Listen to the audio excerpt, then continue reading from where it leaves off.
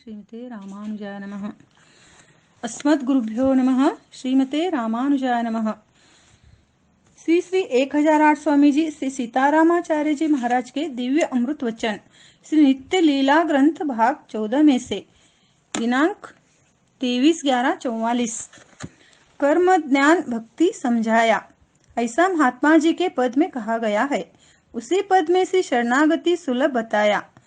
कर्म ज्ञान भक्ति को करने में जो कठिनाई है, कठिनाई बहुत विधि दर्शाया। कठिनाई देखकर जी घबरा जाए।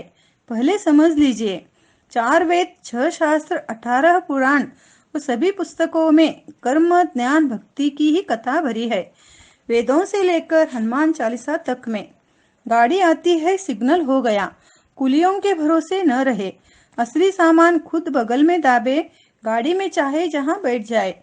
जल्दी में लापरवाही नहीं करना। हम लोग अनादि से ही इस संसार में भटकते पड़े हैं, क्योंकि हम में बुद्धि है। वैद्य दवा देता है, पर उल्टी करते ही दवा सब निकल जाती है, अथवा कुल्ला करके दवा को फेंक देते हैं। तो बताइए रोग कैसे मिटे? हम बड़ी अक्ल वाले हैं, सच को झूठ और झूठ को सच समझते हैं। दूसरों से कहते हैं कि सब अनित्य है, माया है, छोड़ो, और खुद उसी में पड़े हैं।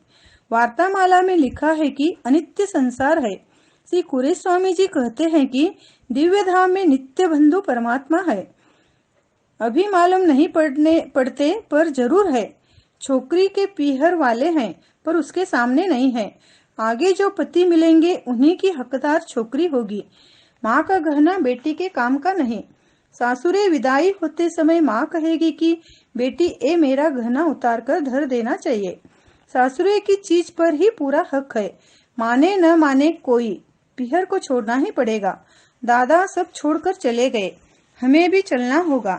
यह सब बात शास्त्र कहता है, हम भी अनुभव किए हैं।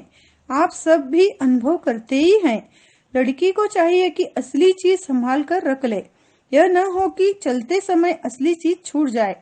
यह कहा गया उदाहरण जीव पर ही लागू होता है। हमें भी अपने असली पति के घर जाना ही है, और जब तक इस पायके में है, उस पति की याद करते हुए ही समय बिताना पड़ता है। हम लोगों को चाहिए कि मंत्रत्रय का सदा ही जप और उसके अर्थ का अनुसंधान अनुभव करते रहे, क्योंकि यह संसार भयानक है। किसके वियोग में किसको रोना पड़ेगा, यह नहीं कहा जा सकता। ये जो कुछ दिखता है, सब झूठा है। संसार से छूटने का क्या उपाय है, और भगवान को पाने का क्या उपाय है? सभी शास्त्रों में बहुत भूल भुलैया का प्रसंग है। अनेकों उपाय शास्त्र बतलाता है, जिसको सुने उसी में मन झुक जाता है। अयोध्या की श्री रामाजी भक्त के समान दृढ़ता होनी चाहिए। कोई भी भगवान की कृपा के बिना तरने का दूसरा उपाय बताए और उस उपाय पर हमारा विश्वास हो जाए, तो वही हमारा काल रूप हो गया। ऐसा श्री रामाजी को दृढ़ता थी। हम भगवान की निर्हेतु कृपा उपाय को ग्रहण कर ले तो संसार से छूट जाएंगे। यह दृढ़ मार्ग है। किसी मनुष्य को लकवा का रोग होता है। रोग अचानक आक्रमण करता है। लकवा वाले मनुष्य के हाथ, पैर, मुंह आदि अंग लकवा के वश हो जाते हैं। मुंह से राम राम कहते समय यदि लकवा हो गया, तो फिर उस रोगी के मुंह से राम राम शब्द ही निकलता रहेगा, और कुछ भी मुंह से बोले तो नहीं बोल सकता। हाथ हिलाता रहा और लकवा रोग हो गया, तो जिंदगी भर हाथ ही हिलाता रहेगा। इस उदाहरण से शरणागतों को शिक्षा ग्रहण करना चाहिए कि एकमात्र निर्हेतु कृपा का जो विश्वास कर लिया है, उस कृपा के विषय को छोड़कर अन्य दूसरे विषयों को न सुने न कहे। अयोध्या के रामाजी भक्त ऐसे ही थे। वे एकमात्र कृपा को पकड़ लिए। उस दिन से फिर और न कोई लेक्चर सुने, न कोई पोथी पुराण पढ़े। उन्हें एकमात्र कृपा का ही खूब अनुभव हुआ।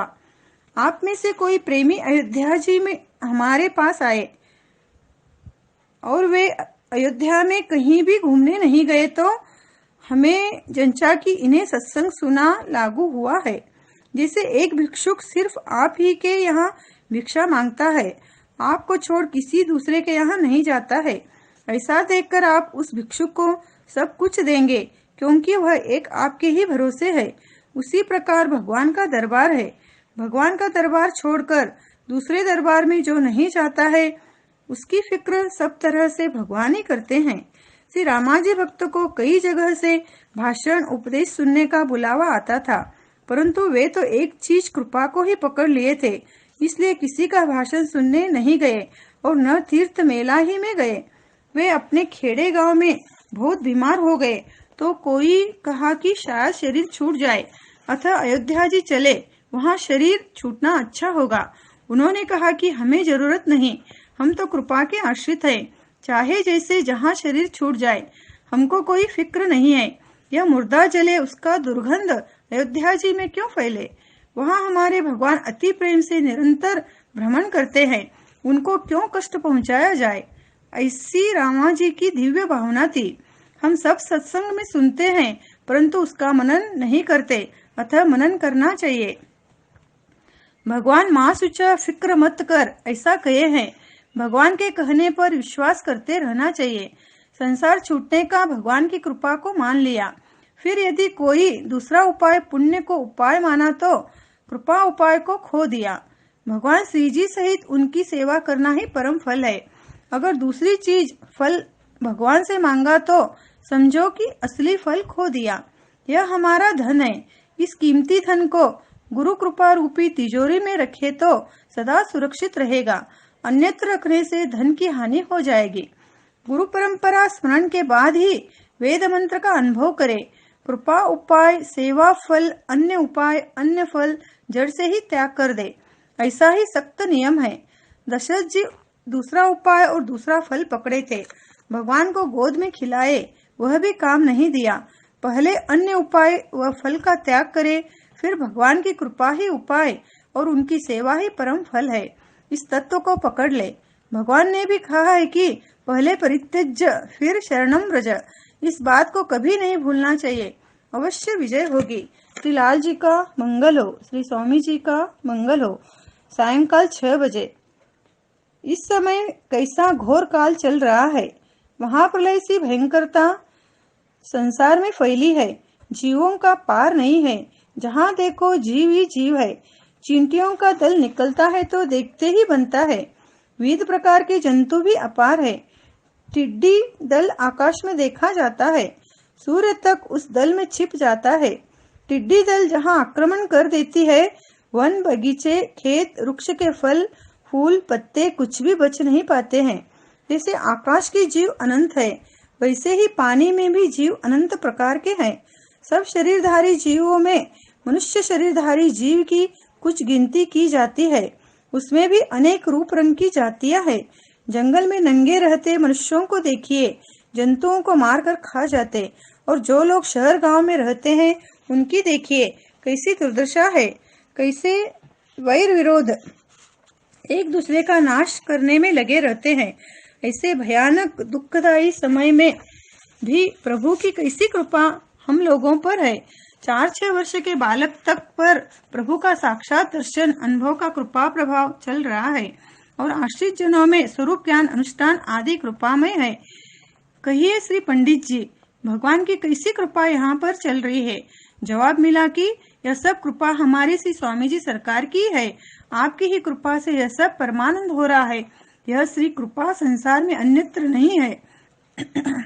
श्री राधे श्याम, श्री किशन जी गट्टानी, श्री गुलाब चंद जी, श्री किशन जी बंग तथा श्री बालकृष्ण जी भैया पधारे और श्री चरण निधि में विराजे।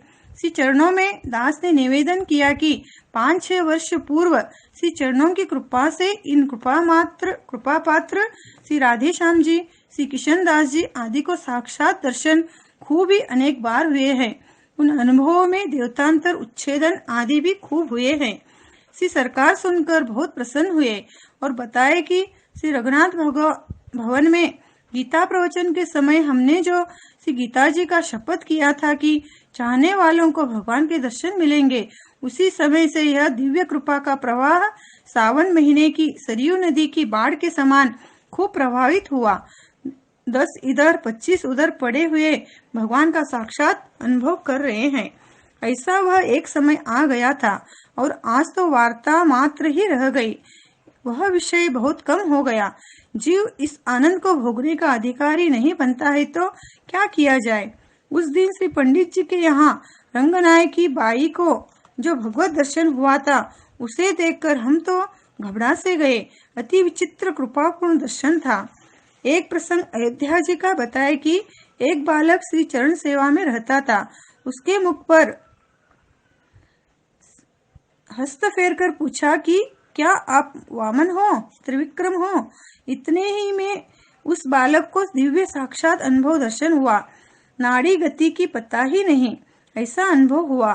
श्री सरकार ने कृपा कर कहा कि कोई कीमती इत्र खरीद रहा है तो उसके पास में बैठे हुए दूसरे लोग भी सुगंध का अनुभव करते हैं। भगवान के उत्सव में प्रसाद बाल भोग बहुतों को मिलता ही है। खास निमित्त प्रसाद पाने वाले तो अलग से पाते ही हैं और दूसरे तो बाल भोग यूं ही पा जाते हैं। ये हजारों को कृपा प्रवाह का छींटा लग ही गया, परंतु बाद में कचरा कूड़ा अलग भी हो गया। वे लोग कुछ नहीं किए थे, वैसे ही सुगंध पा गए, उस कृपा को नहीं रख सके। श्री स्वामी जी का मंगल हो, श्री लाल जी का मंगल हो। जय श्री नारायण। नमः।